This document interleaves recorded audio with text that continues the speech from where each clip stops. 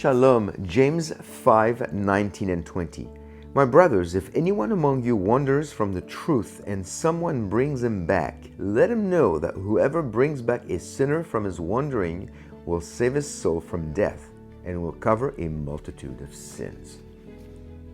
Our inclusion in the body of Messiah secures our eternal abode in the presence of the Almighty. We also have responsibilities, and one of them is to make sure we take every chance we have to bring other believers back to fellowship when sin forces them to stray.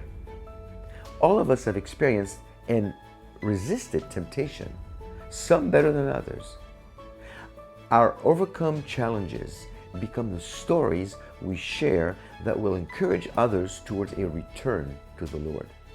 Never underestimate how the Lord could utilize you to help someone get on the path back to restoration.